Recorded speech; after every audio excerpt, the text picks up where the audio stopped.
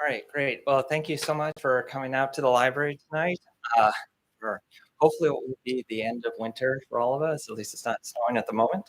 My name is Chris Monk. I'm a professor in the Department of Psychology, and tonight I'm very pleased to introduce Dr. Arnold Ho. And I'm really excited to hear about more about his research. Dr. Ho is an associate professor in the Department of Psychology, as well as the program in organizational studies here at the University of Michigan. He completed his undergraduate degree at the University of California, Davis, and then received his PhD in social psychology from Harvard University. Following a postdoctoral fellowship also at Harvard, um, Arnold became an assistant professor at Colgate University in 2012, and he joined the faculty at the University of Michigan in 2014. And then went on to receive tenure in 2021. His research examines the psychological and socio-political factors that contribute to group-based discrimination and inequality. Dr. Ho has published in many high-impact journals, including Proceedings of the National Academy of Science, Psychological Science, and the Journal of Experimental Psychology and Gender. He also received generous funding from the National Science Foundation, and he received a very prestigious fellowship from the Russell Sage Foundation. Dr. Ho's talk is titled Why People Enforce Social Norms and Its Implications for Intergroup Prejudice. Please join me in welcoming Dr. Ho.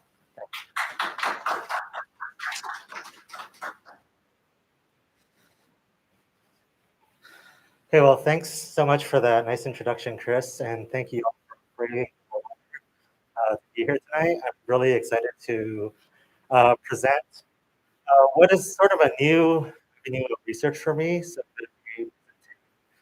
a theoretical synthesis of research that I'm working on right now on people for social norms and its implications for our prejudices toward different groups of people. So I'm really interested to hear your reactions. I should say I've only, this is a relatively new area of work for me, so I haven't presented this to many audiences, and so far it's been academic audiences. So if I slip into academic ease and anything needs to be clarified, feel free to raise your hand and point, and I'm happy to clarify anything along the way. So I will be focusing today's presentation on why people enforce norms and implications for business as advertised. But what I wanted to start with was a brief overview of a model of intergroup conflict that I developed a couple of years ago, which we call the socio-political motive by intergroup threat model. And this is a model that looks at how our social and political goals or motivations can influence the way we perceive the world and respond to different threats that we see in the environment with consequences for our intergroup behaviors of our prejudice and discrimination. And the reason I start with this model is because I think understanding why people enforce social norms, that is the origins of our norm psychology, will help to further refine this model and therefore allow us to have a more parsimonious understanding of how our socio-political motivations affect intergroup conflict. So this socio-political motive by intergroup threat model was developed based on some of the research that my collaborator North Haley, Northwestern, and I have done on the factors that relate to our categorization of multiracial people. So most of this research has looked at how our political goals can influence, specifically, most of this work is focused on how white Americans' political goals can influence the way they categorize Black and white multiracial Americans. And in particular, this work has shown that white Americans' degree of social dominance reputation, system justification, right-wing authoritarianism, and racial identification can influence how they categorize multiracial people, as can anti-Black prejudice, which is related to these four motives. To explain, social dominance orientation represents our motivation to maintain hierarchical differentiation between social groups. That is how okay we are and how much we want some groups to be at the top and other groups to be at the bottom. System justification represents motivation to defend, bolster, or justify societal status quo. Right-wing authoritarianism represents um, our motivation to hold the dominant social norms of society and to enforce them, to punish people who we perceive as violating those dominant norms. And racial identification is it's an assessment of how close people feel to the racial groups they belong to, and it represents their motivation to defend the status of those groups that they feel close to. Um, so, although researchers have made a lot of headway into identifying the political motives that affect how we racially categorize others, in reviewing this literature, we realized there were really two major problems. One is that each of these factors I've discussed, social dominance orientation, justification, right-wing authoritarianism, and racial identification, they're all related to one another, particularly among dominant group members, like white Americans, and they each relate to prejudice as well. So a lot of the research that's been done from the standpoint of one theoretical perspective or another produces data that can't really arbitrate between these various theories. Um, so, for example, someone such as myself, who's looked at the role of our preference for hierarchical differentiation, our social dominance orientation, and how that affects multiracial categorization. My results, if I show that SDO is related to bias in our categorization, can't necessarily rule out that it wasn't something that was related to social dominance orientation that was actually causing the bias in categorization. And a second problem with this literature on multiracial categorization has been that it's primarily, as I suggested in the last slide, it's primarily focused on the political goals of perceivers, social perceivers from dominant groups, and has scarcely paid attention to how political motivations might affect how members of marginalized groups behave.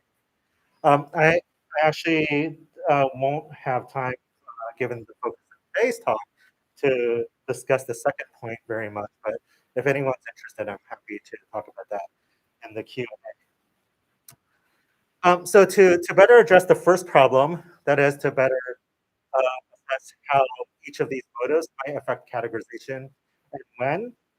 A couple years ago, I developed a model, the sociopolitical motivator group threat model, that specifies each of these variables that I've mentioned as potential predictors of biases in racial categorization, and that suggests that which motive, whether it be our motivation to maintain hierarchical differentiation or to maintain social norms, which motive that matters most in racial categorization will depend on what threats are salient or top of mind in our environment, and importantly, how those threats correspond to the specific concerns of someone holding one or the other of these motives.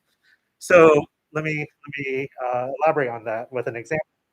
So well, first I should say this is essentially a person by situation model. So it examines how certain persons holding particular sociopolitical motivations might react in a certain way depending on the social situation and what threats are really top of mind or salient. Uh, so this model encourages researchers to measure multiple motives that might be relevant for an outcome of interest, like multiracial categorization, so they can better understand how the motives uniquely contribute to the outcome, taking into account other related motives. Um, and it also encourages researchers to consider which of these motives might be more or less relevant depending on what threats are salient. So uh, my colleague Nor Kateli and some of his other collaborators had a nice demonstration of this in 2014 in a paper where they were trying to understand again, why is it that sometimes people are more likely to categorize a black-white multiracial person as black rather than as equal members of both their groups or as more white. Um, and he theorized um, that when a threat to a social perceiver's group norms are salient, in that case, it should be authoritarianism rather than social dominance orientation or white racial identification that's going to predict biases and categorization. Because it's authoritarians who are centrally concerned about maintaining dominant norms, and punishing norm violators, where people who are high in social dominance orientation are concerned about hierarchical differentiation rather than norms per se, and people who are higher in their racial group identification are concerned about maintaining the status of their group in general rather than per se. And he found, in fact, that when he in a experiment, when he made violations of social norms salient by presenting his research participants with a black-white multiracial person who was norm violating in the story that the participants read, this multiracial person was vegan, was an atheist, and so on. So I guess that's pretty normative for Ann Arbor, but for the research participants, on average, that was considered norm violating. So in one situation, uh, Keneally and his colleagues presenting this norm violating target multiracial individual. And in a separate situation, uh, he presented participants with a target that was very normative, just adhere to norms and didn't deviate from them. And what he found was when the norm violating person was salient for the research participants, it was authoritarians who tended to categorize that person as more black than white, compared to when uh, norm violation was not salient. And also, it was authoritarianism rather than social dominance orientation or racial identification that related to this bias and categorization in that case. Does that make sense? Great. Okay. Um, so although I've talked about this model in relation to how it might explain biases in racial categorization so far, we think it can predict any number of group relevant or intergroup outcomes. Um, so for example, my colleagues Lisa Thompson, Evergreen, and Kim Sedanius, in a paper that was sort of a prototype for this sociopolitical motive by intergroup in a sense, um, experimentally manipulated for participants the idea of an immigrant who wanted to assimilate or who did not want to assimilate. So you can imagine if someone wants to assimilate, might be of concern to someone who's higher in social dominance orientation, because people high in social dominance orientation want hierarchical differentiation, want to maintain that clear boundary between different social groups. But when that same person does not want to assimilate, that might be of special concern to people who are higher in authoritarianism, because authoritarians are not primarily concerned with differentiation between groups, but rather are concerned with people adhering to the dominant norms of society. And in fact, they found that when they primed or made salient for participants idea of an immigrant who wanted to assimilate. It was people who are higher in social dominance orientation who supported immigrant persecution. In contrast, when they presented the same individual but indicated that they did not want to assimilate, then it was actually people who were highest in authoritarianism who were most supportive of uh, immigrant persecution, and not those who were higher in social dominance orientation. So again, this is a nice demonstration in a realm outside of multiracial categorization of this principle that which of these political goals or motivations might be most related to intergroup outcomes like immigrant persecution or racial categorization depends critically on what threats are salient in the environment and how those threats map on or correspond to the concerns of individuals holding one or the other of these motivations. Okay, so although we think that this model is useful for identifying what motives are relevant for intergroup relations and when, I think that if we better understand the distal origins uh, of our various motives, what causes these motives, uh, then we might be able to identify more points of convergence between these different motives, and thereby integrate these various perspectives even more deeply. So to start, as I mentioned, I'm working on a theoretical integration of several streams of research that I think converge to identify the roots of authoritarianism. In other words, the origins of norm psychology are our desire to uphold and enforce social norms, since authoritarianism, again, is fundamentally about enforcing in-group norms.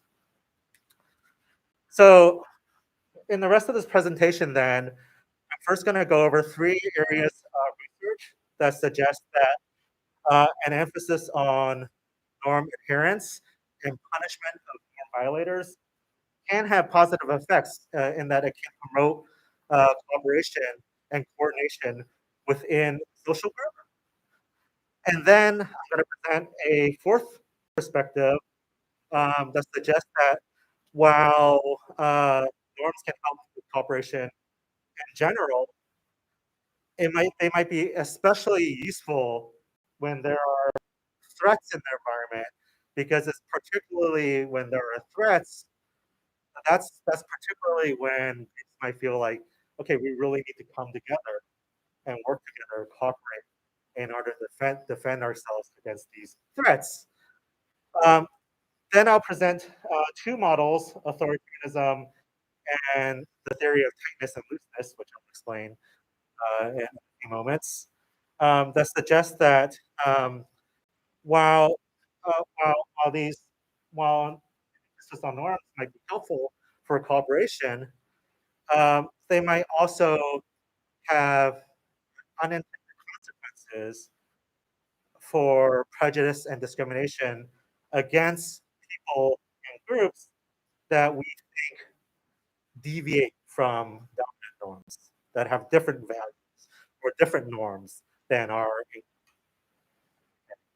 Uh, and I say unintended because these threats might sometimes have nothing to do with a threat from another group or other people. Sometimes these can be threats from things like natural disasters.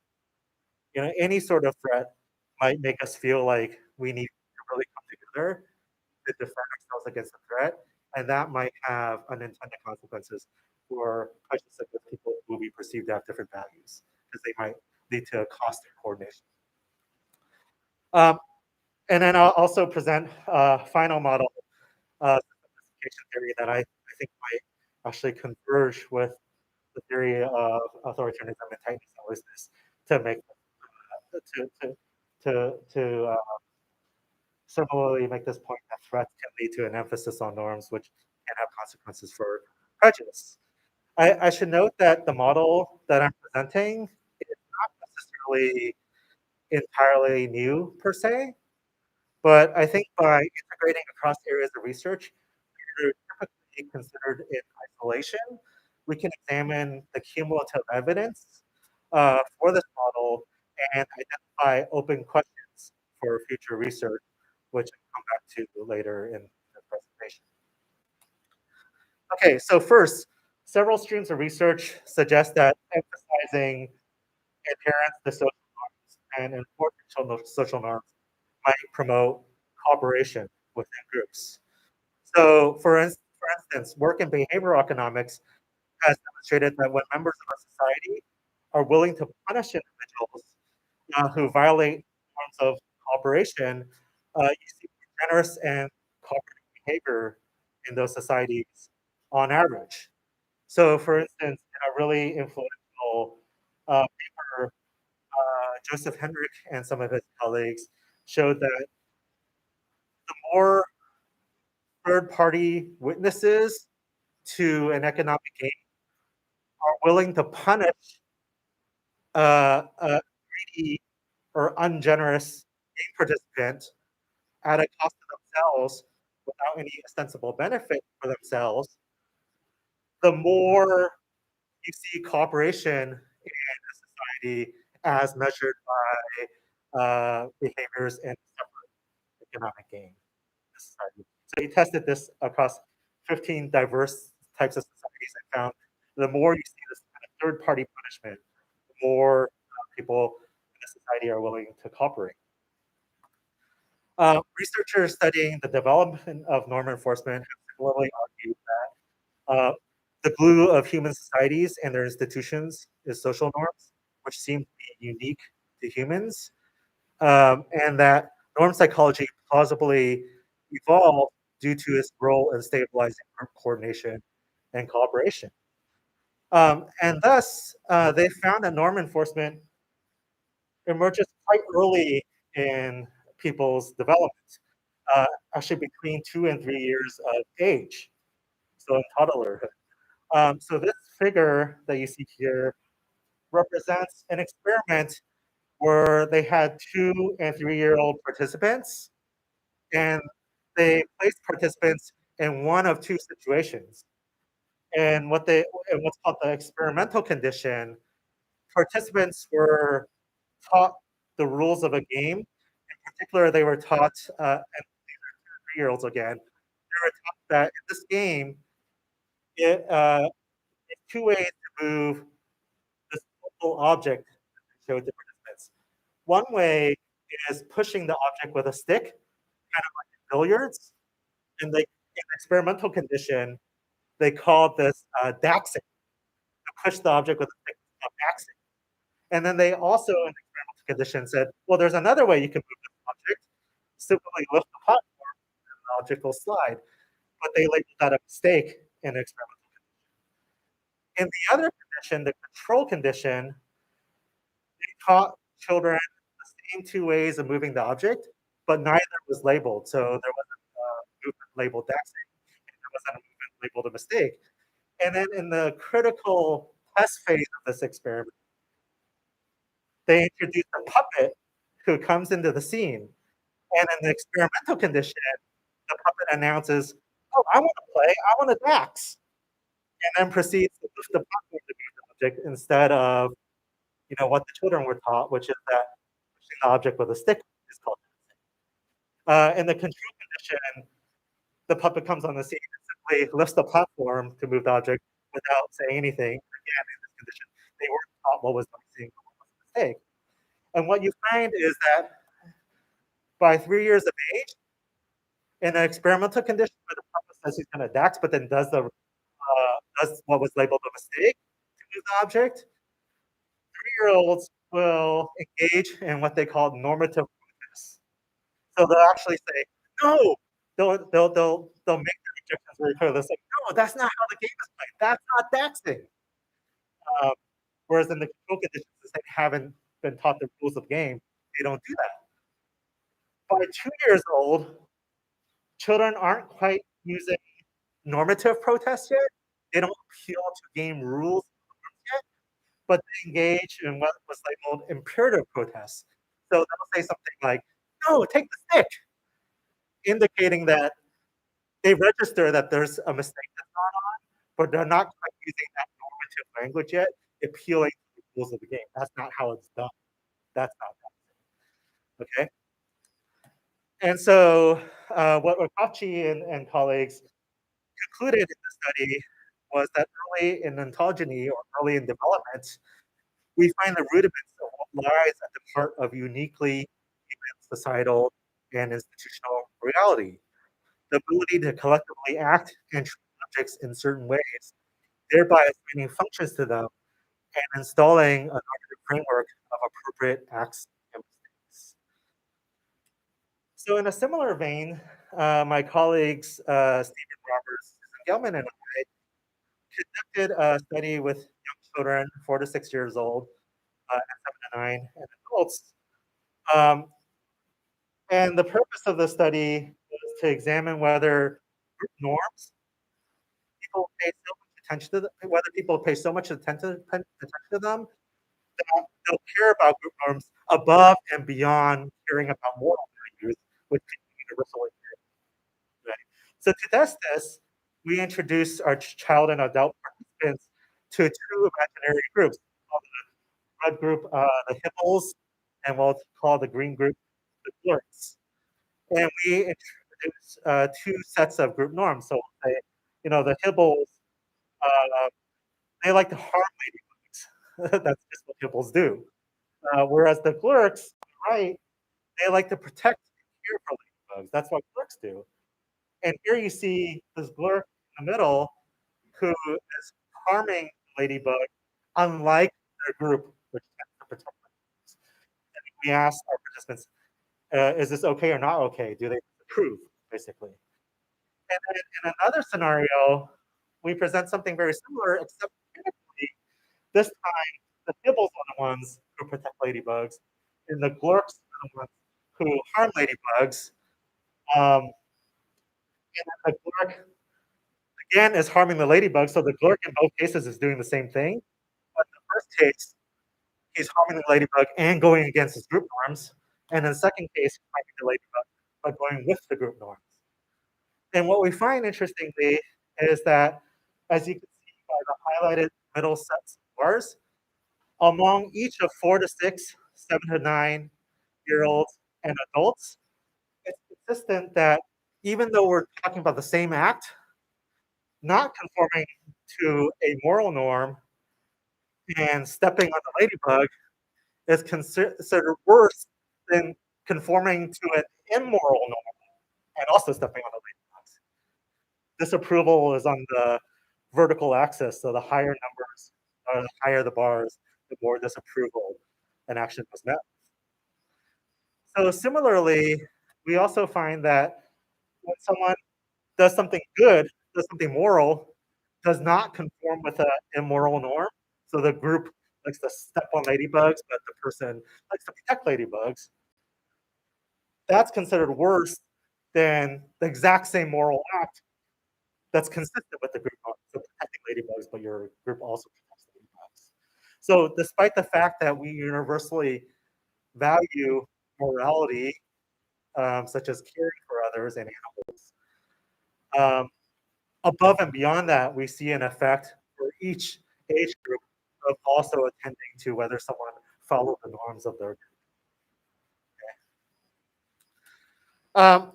So in line with the behavioral and academics and developmental work that I just shared, proponents of moral foundations theory have also argued that the authority foundation of morality, which consists of concern about whether someone showed respect for authority or adhered to traditions or caused disorder or not.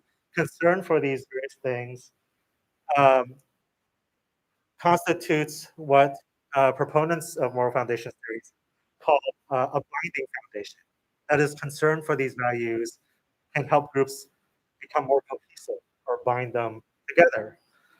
Um, and as important as following norms may be for, I should say, so this theorizing is very consistent with the quote from the developmental researchers that I shared earlier, who likewise argued that the glue of human societies, the binding, binding thing, the the the the, the glue of human societies and their institutions is social norms.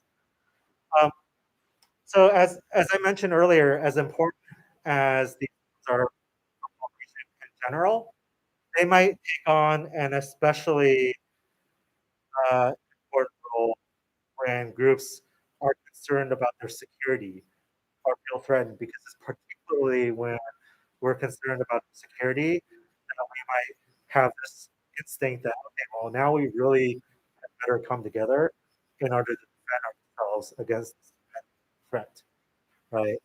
And so, consistent with that, Joe Henrich again has argued that in hostile environments, only groups with institutions that promote extensive cooperation and sharing can survive. Groups without such institutions either retreat to more plentiful environments or significantly decline during droughts, hurricanes, eruptions, or other shocks. Right norms and institutions allow groups to thrive in ecological niches where others cannot. Um, in making the statement, Henrik and with didn't cite a particular point of data or study, but this reminded me a lot of some findings from Schwartz in presenting his universal values. And in particular, in this figure, what we see is a representation of data from 20 different countries in which Schwartz measured the values different groups of people have and how they're related to one another. And in this figure, the way to make sense of this is that the values that are closest to one another are most strongly related to one another, whereas those that are in opposite direction are also consistent with this idea that it's particularly when we feel a need for security that we're going to care about conformity and traditions. You see, the conformity and tradition vector is closest to the security vector, which includes things like concern about having social order or national security, your family security, and so on. So far, I've presented suggests that norms can and enforcing social norms, punishment can be useful for group cooperation. Um, but there are several models which I'll present next, which suggest that they might also have consequences for prejudice and discrimination against people and groups that we perceive to be different, that have different values and norms specifically. And I say unintended because, as I'll describe further, these models sometimes specify the sorts of threats as something completely unrelated to conflict between groups. It can be natural disasters like tornadoes or hurricanes, or food insecurity. Things that are not necessarily related to seeing a threat from a different group. Yet, it can nevertheless result in prejudice against other groups. So, first, models of authoritarianism suggest that an emphasis on norm adherence can lead to prejudice. So, authoritarianism is most commonly assessed using a measure called the right wing authoritarianism measure, which assesses people's preference for conformity and traditional norms and values, called a conventionalism. Um, People's preference for others to defer to authorities, we call that authoritarian submission, and people's desire to punish norm violators, so authoritarian punitiveness. Um, and the way we measure it in psychology is we give people a bunch of statements. Here are just two examples out of 30 or so. Like obedience and respect for authority are the most important virtues children should learn, or the facts on crime, sexual immorality, and the recent public disorders Also, we have to crack down harder on deviant groups and troublemakers that we're going to save our moral standards and preserve law and order. And we simply measure, we ask participants, how much do you agree or disagree with these statements? So people who agree more would be considered more authoritarian. Interestingly, as further evidence that although a lot of what are presented so far, the different perspectives, use different names for this norm idea. Jesse Graham and his colleagues in studying moral foundations theory, you might remember the authority foundation I showed earlier, found that a measure of the authority foundation, so how much people care about tradition and respect for authorities and so on, was really strongly correlated with this right-wing authoritarianism measure. Really strongly related. So people who score higher on this measure also score higher on that authority measure that Graham and colleagues use. And this is also, and the authority measure is also strongly correlated with the conformity, tradition, and security dimensions of the Schwartz value scale, which I just showed a moment ago, that grid. And so that's to say that although these theories, these perspectives are often treated separately and studied separately, the ideas that they're talking about are actually quite strongly related to one another when you ask the same participants whether they value all these different things. Okay, so the most prominent model of the antecedents and consequences of right-wing authoritarianism, RWA, is called the dual process model of ideology and prejudice. This is a model proposed by the psychologist John Duckett and Chris Sibley. It's called the dual process model because it also looks at the antecedents and consequences of social dominance orientation, that preference for hierarchical differentiation between groups that I mentioned earlier. But for this presentation, we're only focusing on the top part of this model, the antecedents and consequences of authoritarianism. And what you see is that they specify that both personality and dangerous and threatening contexts might have an influence on whether people are likely to perceive the world as a dangerous place, have a view of the world as a dangerous place. And personality factors that they think matter in particular are whether someone's open to new experiences or not, and how conscientious people are. So they theorize that people who are not very open to new experiences are kind of concerned about new experiences and are really conscientious tend to also be more likely to perceive the world as a dangerous place and then be more authoritarian.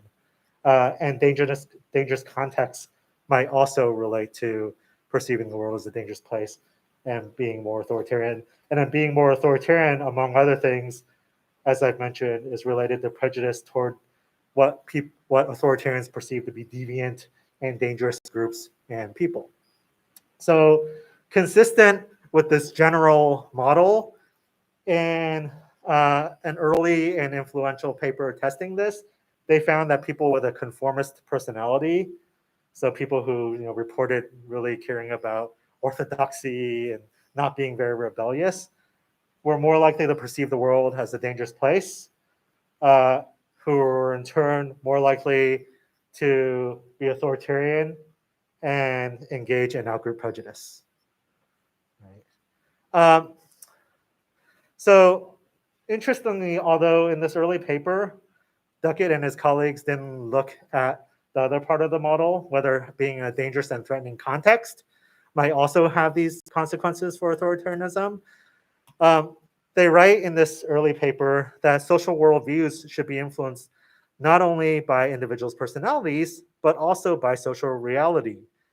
Consequently, social environments that are really dangerous and threatening should increase prejudice by generating authoritarian attitudes. So the theoretical model proposes hypotheses about the impacts of both personal influences, such as personality, and social environmental influences, such as threat, on ideological beliefs and prejudiced attitudes. But despite this, there's actually very little research on whether environmental factors might lead to downstream consequences for authoritarianism or seeing the world as a dangerous place. Most of this research has primarily focused on how personality leads people to personally see the world as a dangerous place. So not how their environment actually is, but personally see the world as a dangerous place and how that affects authoritarianism and prejudice. Still, this literature does draw on two classic studies suggesting that a threatening environment can play a role in authoritarianism. So one study was a study conducted by Stephen Sales in 1973, where he compared the 1920s, which in the US was a relatively peaceful and prosperous era, to the 1930s, which of course is when the Great Depression happened. And what he found, interestingly, was an increase in authoritarian submission in the 1930s. So, and for instance, in the 1920s, 8 states passed laws requiring school teachers to pledge loyalty to the federal and state constitutions. And in the 1930s, 17 states did so. He also found an increase in authoritarian aggression. So in the 1920s, Pittsburgh and New York City police departments received 9.44% of the total city budget, compared to the 1930s when these police departments received 10.14% of the budget. And this is actually during a time where crime decreased. So that crime actually went down during the Great Depression. And Sales also looked at the fire department as sort of a control department and did not see a similar increase in funding for the fire department during the Great Depression. He focused on Pittsburgh because he was at Carnegie Mellon, which is where, which is in Pittsburgh. So he simply had access to that data and New York City data. He also.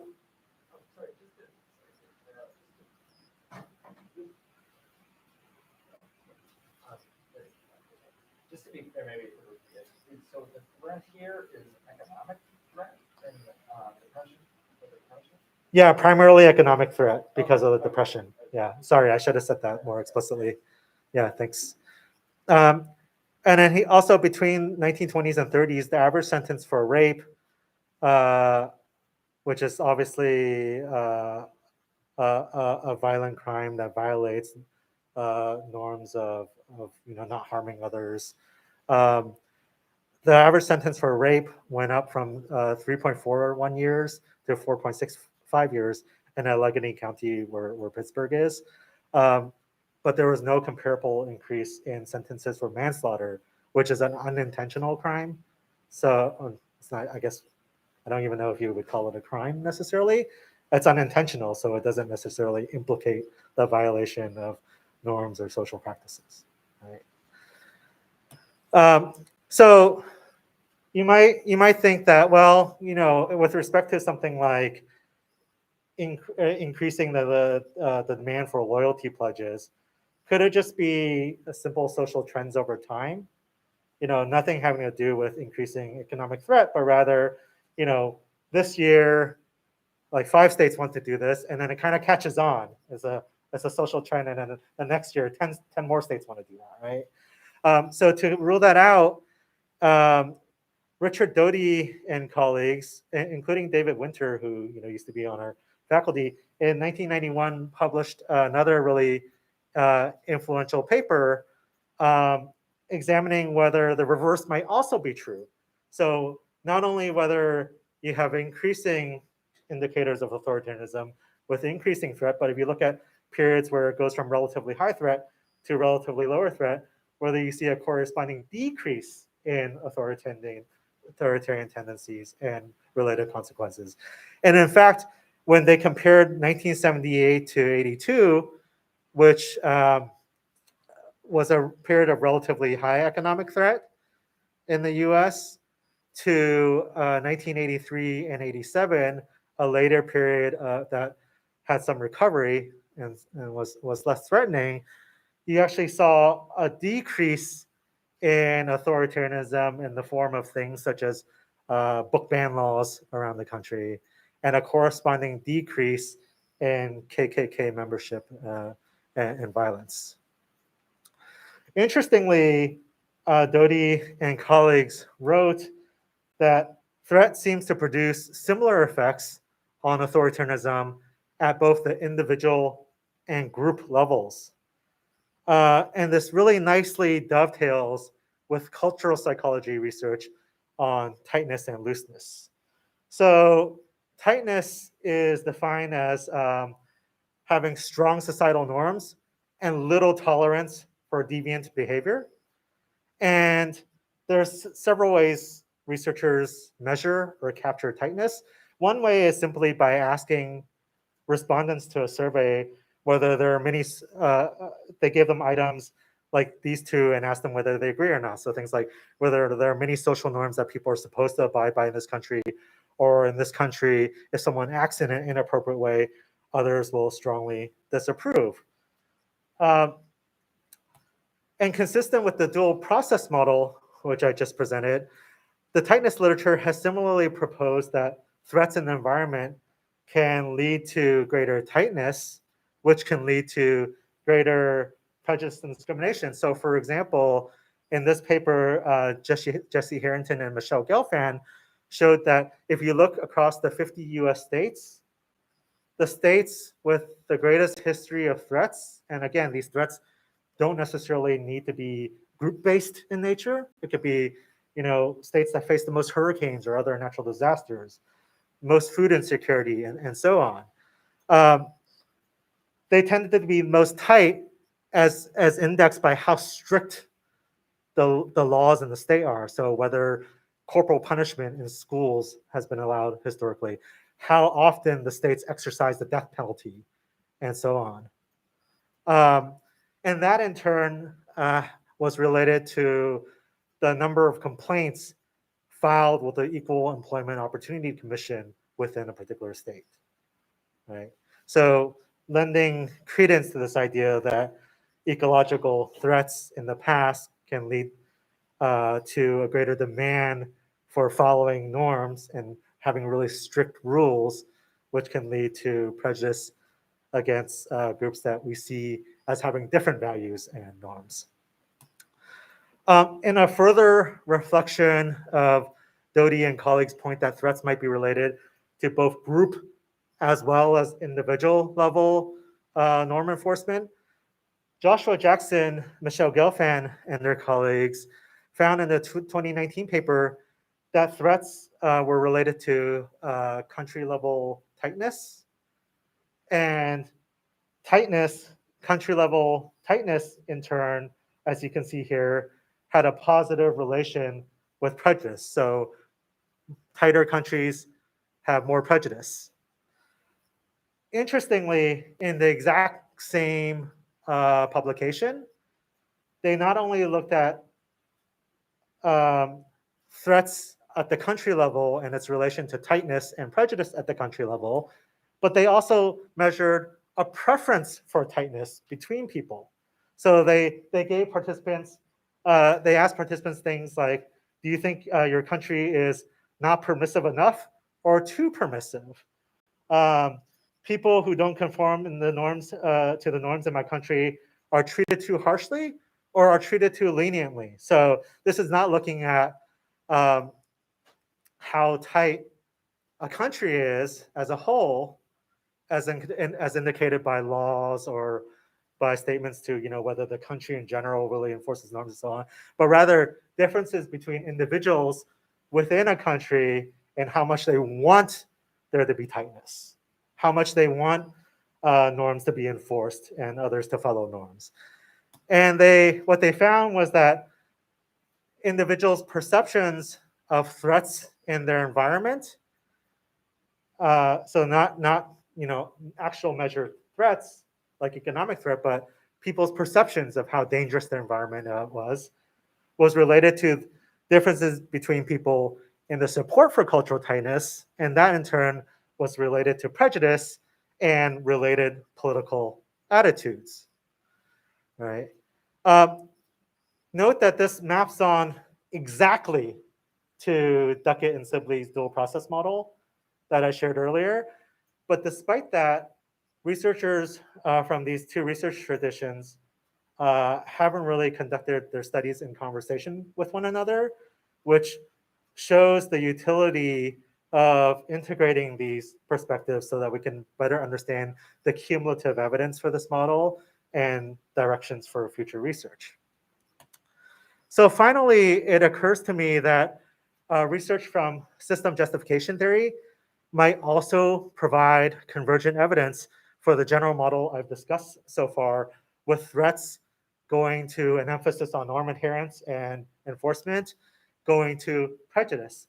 In particular, John Jost, a psychologist at NYU, who's the primary proponent of system justification theory, has argued that our epistemic needs for order and certainty in our environments, our existential needs for security and to be protected against threats in our environments, and our relational needs to maintain positive social relationships and cooperative social relationships with others in our environment, each can lead to system justification, which is defined as the motive to defend and rationalize existing social, political, and economic arrangements. And it's measured by assessing people's agreement with things like, in general, you find society to be fair. In general, the American political system operates as it should. Most policies serve the greater good. In other words, a defense of the rules and norms of one's social system in principle, right? So it seems plausible to me that one can at least test a slightly alternative model where instead of each of these three types of needs leading to system justification, it could be that our epistemic needs for order and certainty and existential needs for security in our environment precipitates our need for cooperative, smooth social relations with others in our environment, in theory, because that might help us defend against some of these security threats. And then that in turn might precipitate the need to defend the rules and norms of our system justification, right? Of note, if this slightly revised model holds, it would also provide some evidence for this assumption that people defend system rules and norms or group rules and norms because it helps ensure or facilitate smooth and cooperative social relationships, which in turn helps protect against security threats and ensures order in our environments. Yeah.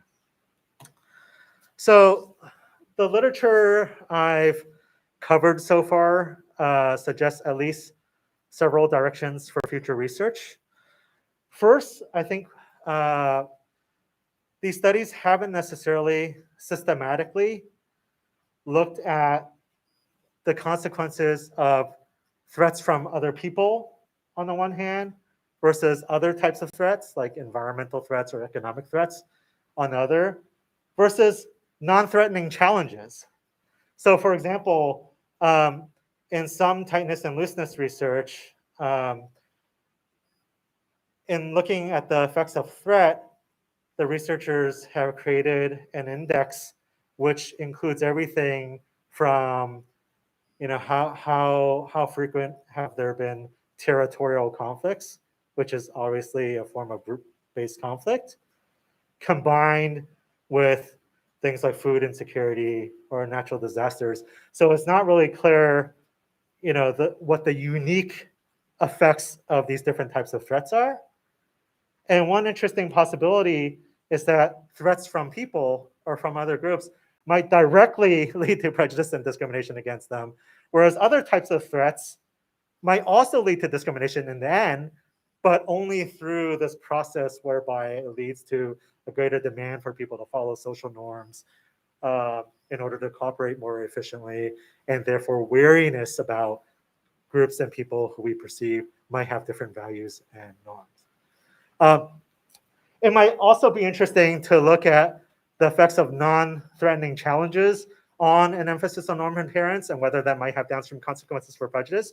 So the psychologists Thomas Talham and Alice English, for example, in a 2020 paper, showed interestingly that if you look in China along the Yangtze River, it turns out that those communities that are historically rice farming, even if they don't farm rice now, but they're historically rice farming, compared to those that are historically wheat farming, tended to have tighter social rules and norms. And the rationale or the explanation is that, as it turns out, rice is much more difficult to farm. Uh, it requires a lot more irrigation, for instance, and therefore the coordination of water resources among people in the community in order to farm that crop successfully. Uh, and so then it follows that, if social norms, making sure that people are on the same page and following the same rules and norms facilitates cooperation, that, living in an ecology that's demanding, that requires cooperation, might lead to greater tightness. But what's interesting is that unlike the first two categories of threats, this is not even a threat per se. Rather, it's a challenge that we have in our environment, but one that nevertheless presents this need for cooperation and therefore potentially an emphasis on social norms with possible downstream consequences for prejudice against people we perceive to have different norms and values. Right? But this is actually not very well studied, so this is an exciting avenue for future research, I think. I think we also need to better identify the need for cooperation as the reason for this connection between threats on the one hand and an emphasis on norms for the other. So far this research has primarily looked at whether threats precipitate an emphasis on norms with downstream consequences for prejudice. But it's been theorized that the reason threats do that is because of this need for cooperation to defend against them, right? And it's occurred to me that one way we might be able to get at this and therefore really better understand this process in the future is to come up with an index of sorts to see how much coordination and cooperation different types of threats actually require. So how much coordination and cooperation does it take to adequately respond to various manifestations of climate change, for example? How much cooperation and coordination does it take to respond to COVID risk, for instance, right? And if this theory that I've been describing, this general theory, is correct, then you would expect that it's especially threats that require a lot of cooperation that would lead to these consequences for emphasizing norms and prejudice. At the extreme, you can imagine if there's a threat or a challenge that we can't really cooperate to in order to respond to, that cooperation won't be effective, then it should, in theory, have no downstream consequences for emphasizing norms and prejudice at the extreme, right? And then lastly, in terms of future directions, I think we really need to, the discipline of psychology really needs to come up with better ways to measure whether people want to emphasize social norms and punish norm violators. So the most common measure of this idea is still the right-wing authoritarianism measure that I showed a couple of items from earlier. But it's been criticized for having a lot of political content. So for instance, I didn't show some of these items, but among other things, it measures people's support for abortion, school prayer, and religion more generally. And it also includes items that get at anti-gay prejudice and gender role traditionalism. So in that sense, it's kind of circular as a predictor of prejudice. It's kind of like prejudice predicts prejudice, right? So we really need better measurement in our discipline of this norm enforcement construct or idea. Okay, so lastly, returning to the sociopolitical motive by the intergroup threat model that I discussed at the outset of this presentation, I think that establishing the underpinnings, the ecological underpinnings of our motives, may reveal convergence between some of the different perspectives that I described at the outset. So for instance, I've already talked about how ecological threats and perhaps challenges might underpin both authoritarianism and system justification, right? So that's a convergence between these two perspectives that were previously studied separately. And some of these other motives, like our motive for hierarchical differentiation, social dominance orientation, might have convergent and divergent underpinnings.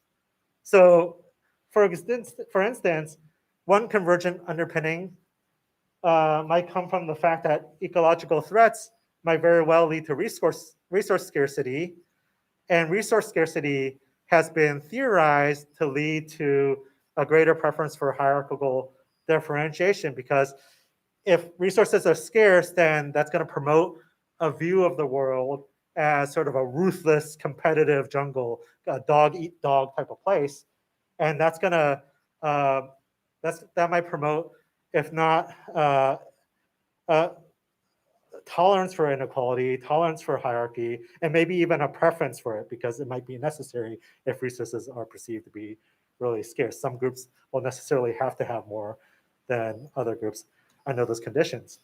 But some of these motives might also have divergent underpinnings. So for instance, I mentioned that challenges that are not necessarily threatening, but that nevertheless require cooperation might lead to an emphasis on norm enforcement. But such challenges like rice farming would not necessarily lead to resource scarcity. There's no threat to resources in that case, for instance. So that's an example of underpinning that might diverge in terms of which of these various political goals it relates to. And then lastly, I think understanding some of these underpinnings of our political goals might also help inform potential solutions to intergroup conflict or interventions. So for instance, in recent years, not just in recent years, but for a long time, in trying to think about what might lead to greater tolerance across groups and less conflict, researchers have really homed in on this idea of creating opportunities for meaningful contact between groups of people, where they get to cooperate with one another toward a common goal. And recently, the last several years, one particular type of contact intervention that's become really popular has involved getting people from different groups to cooperate on a same team in an athletic context. So for example, a paper that made a big splash a couple years ago had Christians and Muslims in post-war Iraq come together to play in a soccer league together.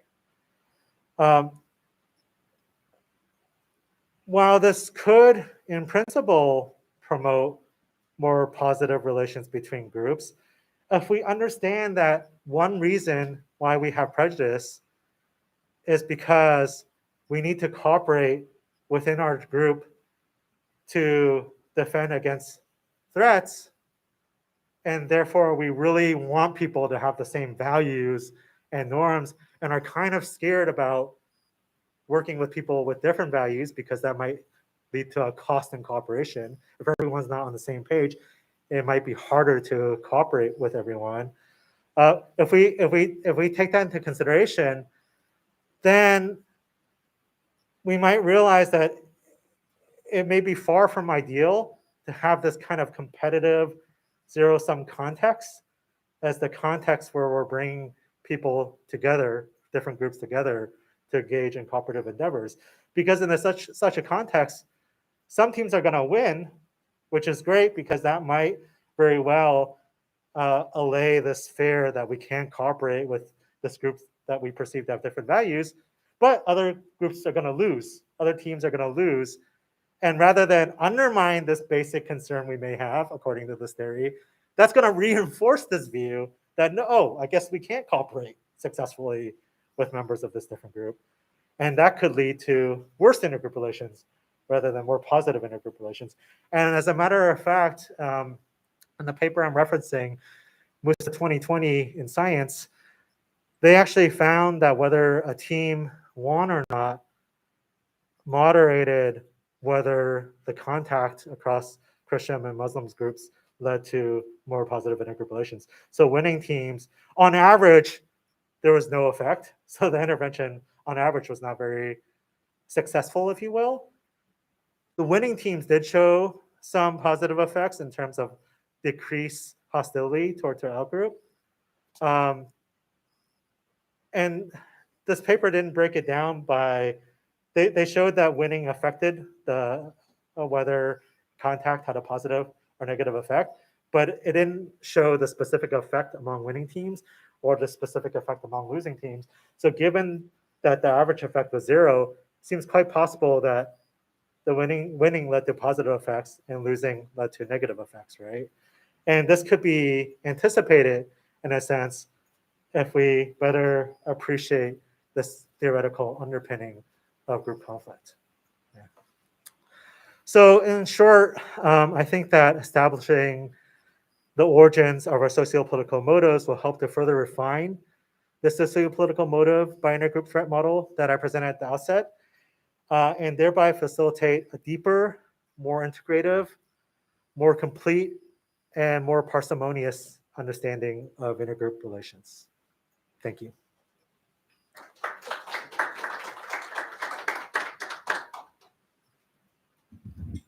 We'll now take questions if the audience has any.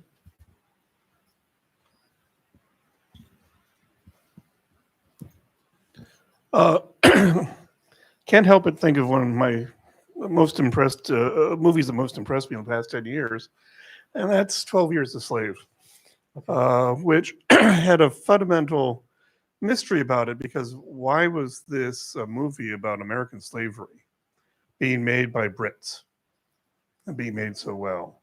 And the answer really, I finally figured out, was it wasn't about American slavery, it was about British Empire.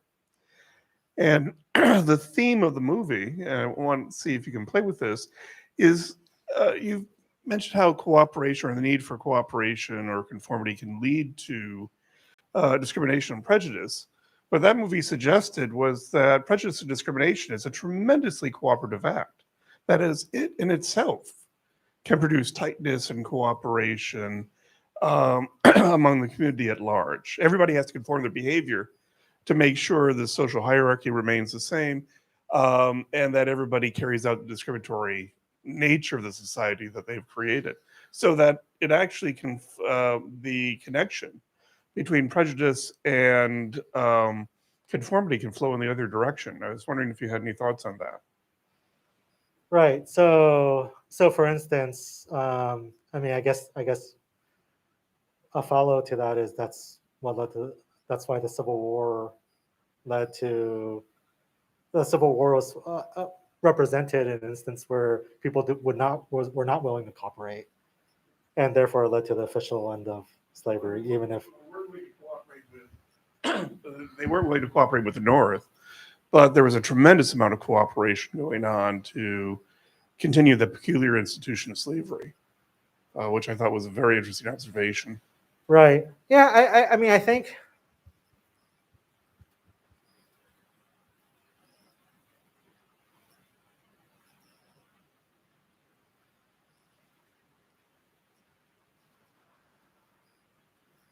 Yeah, I guess one way to, this might be a little bit tangential to what you're saying, but one way to think about.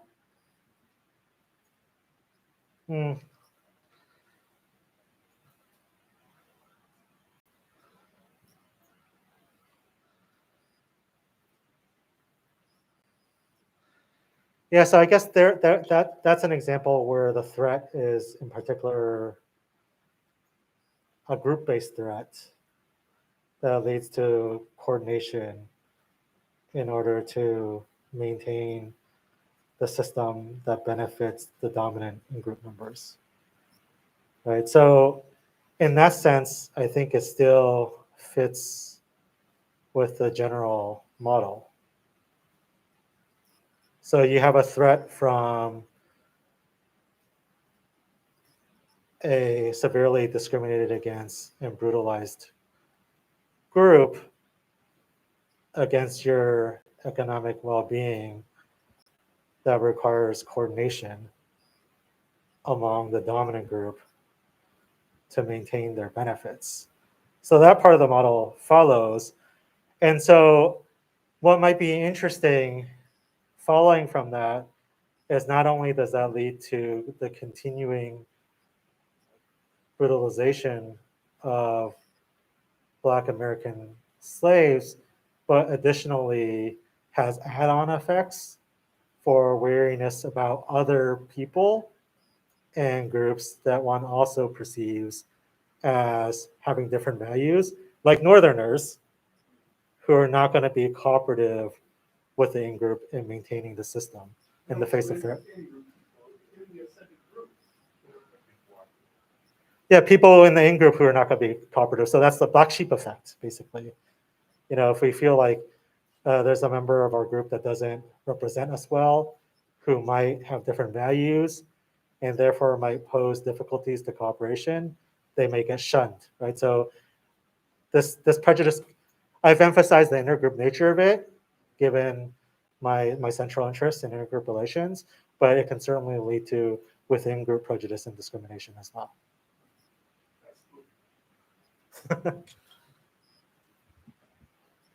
We have one more time for we have time for one more question after this one. Oh, I thought we ran to 7:30.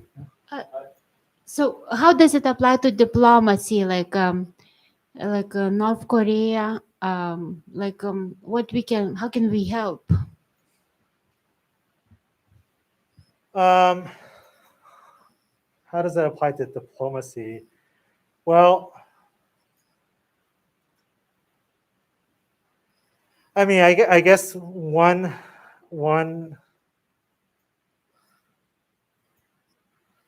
clear implication is not necessarily helpful, but suggests why we might have negative relations with other countries who we perceive to have different values. One implication is that might increase with threats that require coordination. So for instance, I mentioned just very briefly the issue of climate change. You know, in principle, it's possible that the more we face threats that require cooperation, like climate change, the more that's going to lead to concern about whether people from other cultures will share the same values that will allow us to cooperate with them. And which could potentially lead to negative feelings toward those groups. So that I kind of got a hint from your question about, you know, what does this imply for how we can help with it. My first thought is that this has implications for how threats could precipitate more negative intergroup relations in the decades to come. In terms of, you know, how it could help, I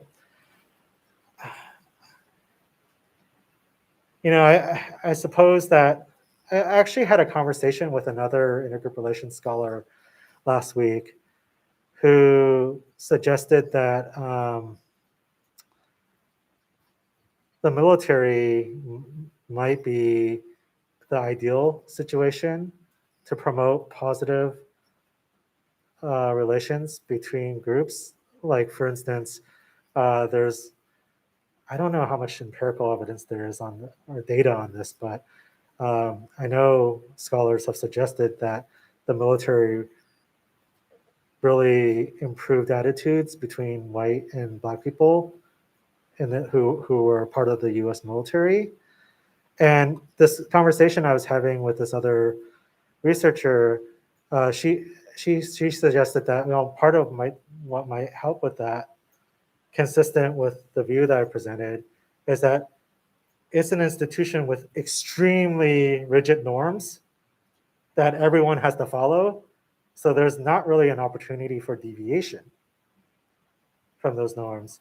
And so that might promote cooperation and alleviate some of those instinctual concerns we have about not being able to cooperate with people from different groups because they might have different values.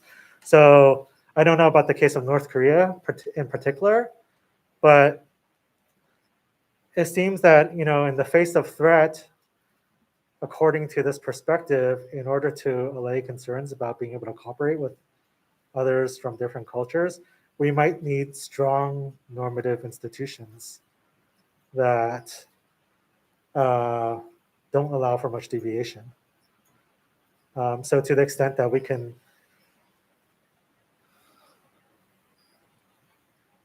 create a climate pact with teeth that has strong rules and consequences for breaking those rules, that in principle could help alleviate concerns about cooperating with other cultures that we think might have different norms and values.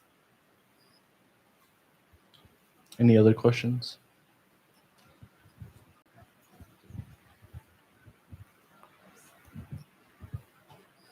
Yeah, thanks so much, Arnold. This is a lot of fun.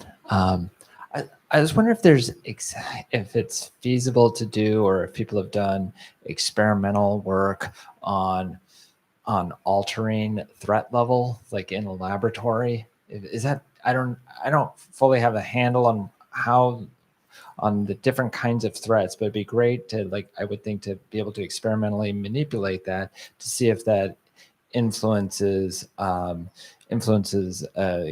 authoritarianism or tightness, things like that. I completely agree. And there's a dearth of experimental research in this literature. The tightness and looseness literature, for instance, generally draws on archival data of historical threats that are faced. The authoritarianism literature mainly looks at perceptions of danger.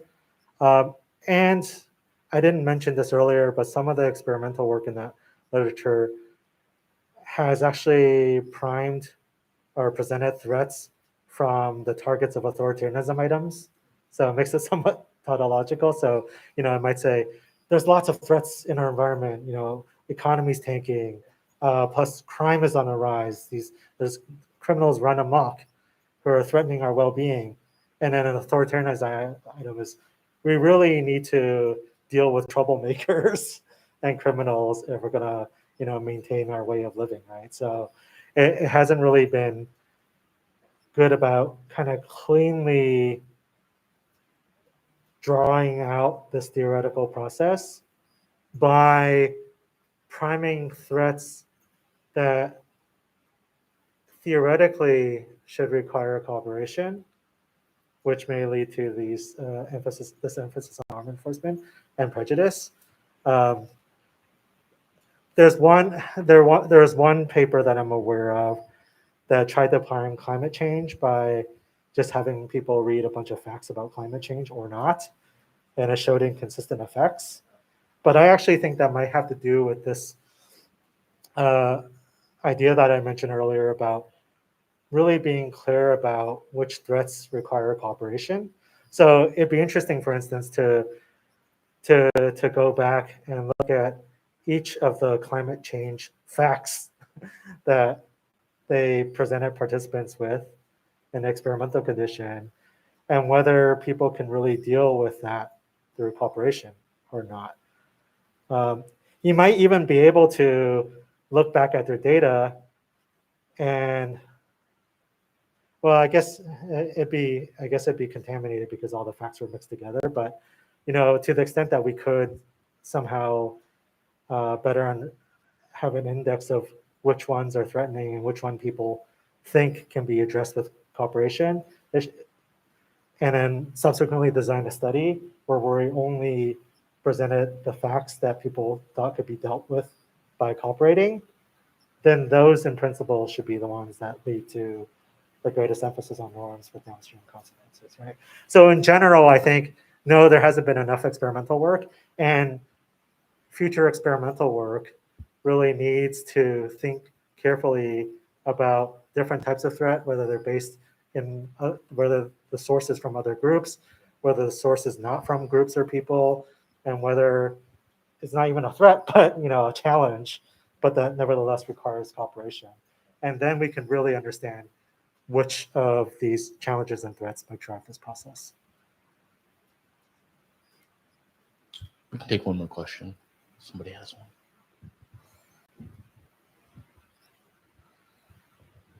Hello, sorry, just want to make sure. Hello, thanks Hi. for the talk.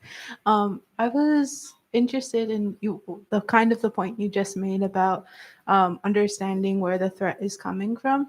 So if it is a little more ambiguous in the sense that it's more of a structure or a systemic issue that's not really pointed to one person, or maybe it's a little too abstract to go to a group, how would that potentially be different than being able to pinpoint where the threat is coming from?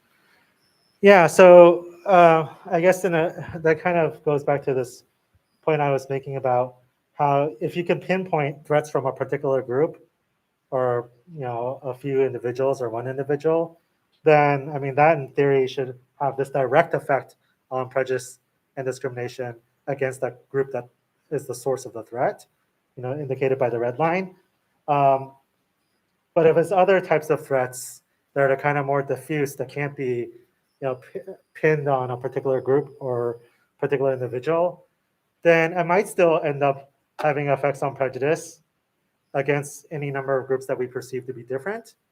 But it would be indirect through this route of leading us to really want everyone to be on the same page and follow norms, which makes us super wary about individuals who might not have the same values and norms. So in short, it might lead to the same final outcome of discrimination, just through different routes and maybe more versus less directly. Okay, thank you so much. Okay, thank you. Thank you all.